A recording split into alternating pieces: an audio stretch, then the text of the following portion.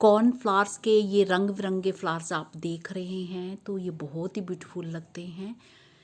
ये फूल देखने में तो सुंदर हैं बट ये सूख जाते हैं तो भी ये बहुत ही काम के हैं। नमस्कार जी, मैं मंजू। आज मैं आपको बताऊंगी कि कॉर्नफ्लावर के जो सूखे फ्लावर होते हैं, ड्राई फ्लावर्स, जिनसे कि हम सीड तो जिनका हम बनाते ही हैं, उसके अलावा इसका जो इस्तेमाल हम कैसे कर सकते हैं, तो ये बहुत ही काम के होते हैं। तो इनसे हम क्या काम ले सकते हैं और सीड भी मैं चुनना ये बताऊंगी। इसमें सीड भी खूब सारे भरे होते हैं। तो इनकी खासियत फूलों के, कॉर्नफ्लावर के, ये होती है कि ये जो बाकी फूलों की तरह कई सारे फूल जैसे होते हैं हमारे, खूब सारे ड्राई हो जाते हैं, तो टाइमली अगर उन्हें उनके सीड चुन लिए जाएं तो वो टिके रहते हैं। अगर हम टाइम से उनके सीड्स जो है कलेक्ट नहीं करते हैं तो वो फूल हमारे, फिर जो सीड्स हैं हमारे, पूरे झड़ जाते हैं।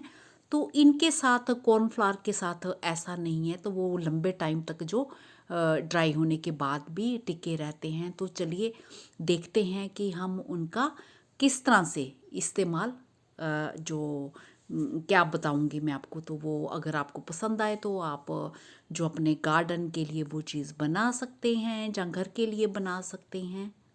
चलिए मैं जो इसके सीड चुनना भी सिखाऊंगी और जो जिन मेरे बहन भाइयों को नहीं चुनना आते होंगे और इसका क्या इस्तेमाल हो सकता है वो भी मैं आपको बताऊंगी। कॉर्नफ्लावर सूखने के बाद कैसे बड़े काम के हैं। गार्डन के लिए अगर आप पेंटिंग बनाना चाहते हैं तो एक तो हम तरीका करते हैं ना, पत्तियाँ और फूलों को जो जब फ्रेश हों तो उन्हें तोड़ के मोटी किताबों में प्रेस कर लेते हैं और बाद में किसी भी पेंटिंग में पेस्ट कर सकते हैं। बट अगर ऐसा नहीं कर पाए हैं तो इसके जो ये सीड तैयार होते हैं, ऐसे सूखे हुए फूल, पेटल्स तो नहीं हैं इसमें, पर ये जो बड़े आराम से झड़ते नहीं हैं, ये इकट्ठे ऐसे रहते हैं। तो इन पे अलग अलग रंग करके इन्हें जो है आप चाहे ये डंडी के साथ तोड़ लो, चाहे इस तरह से, तो आप अपनी पेंटिंग में पेस्ट कर सकते हैं अलग अलग कलर लगा के। क्योंकि सूखने के बाद तो ये एक ही, चाहे कि कैसे कितने भी रंगों के हो, तो एक ही तरह के ये इस तरह के हो जाते हैं। ये ड्राई होके ऐसे हो जाते हैं। तो ये ड्राई जो ये है, तो ये सीड्स हैं, तो इनको आप कलर करके अपनी पेंटिंग में लगा सकते हैं।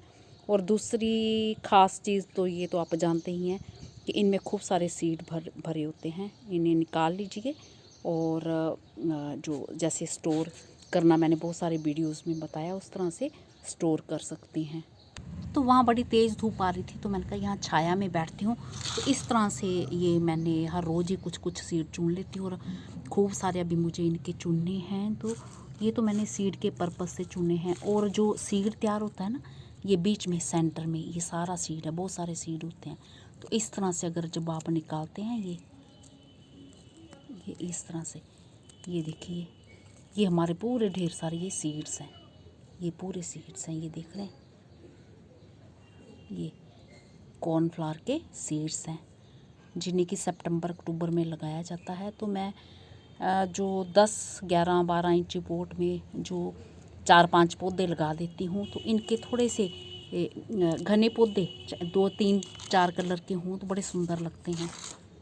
तो ये इकट्ठे जो पौधे इनके बढ़िया लगते हैं, फूल देते हैं। जहाँ फिर क्यारी में लगे हों तो बॉर्डर भी बहुत ही खूबसूरत लगते हैं।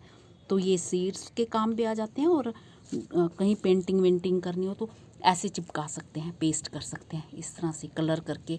तो ये बिल्कुल निकलते नहीं हैं। कई सारे सीड होते हैं ना, जैसे ड्राई होके झड़ जाते हैं, तो इनके साथ ऐसा नहीं है। इनका मतलब बहुत ज़्यादा, अगर आपको लगेगा कहीं ऐसे हवा हुआ चले नहीं, पर रंग करते हैं तो फिर भी ये थोड़ा इकट्ठे हो जाते हैं, बन जाते हैं। तो ऐसे जल्दी मतलब झड़ने वाले नहीं है, इसलिए इसे इनका ऐसे इस्तेमाल कर सकते हैं आप। और सीड कलेक्ट करने के लिए ये ड्राई वाले, सूखे वाले ही करने हैं। ये कर लो इस तरह से, बस ये आराम से ये निकल आते हैं। और बाकी पौधों के